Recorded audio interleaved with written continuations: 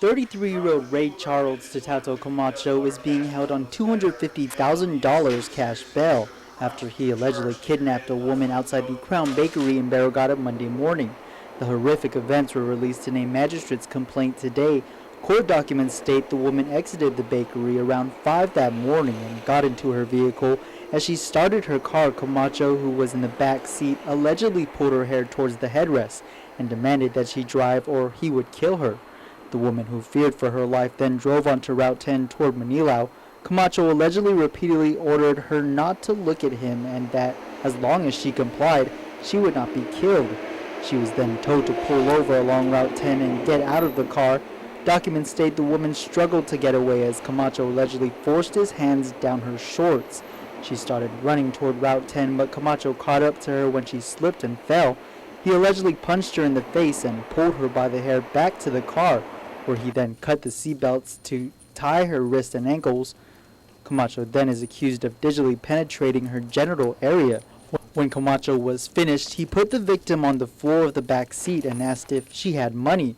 Camacho allegedly took her debit card and ordered her to tell him the PIN number. Documents state he handed the card over to another man at an unknown location. Camacho then parked the car in a jungle area just 0.2 miles away from his residence and left the victim inside.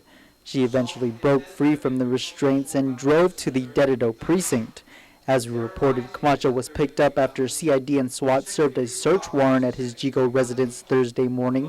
He was charged with kidnapping, first and second degree criminal sexual conduct, assault with intent to commit CSC, terrorizing, second degree robbery, assault, and felonious restraint. There is an additional charge of resisting arrest. So, because when they were, it's no secret what SWAT's mission is. You know, when SWAT serves a warrant, they're not going to tap on the door and ask to come in.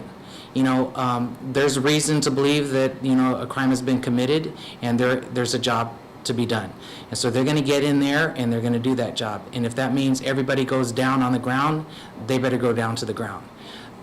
We didn't create the situation, the suspect did. GPD spokesperson Officer AJ Balahaja says Camacho is also a suspect in a separate case involving a female minor, which is why GPD charged him with child abuse.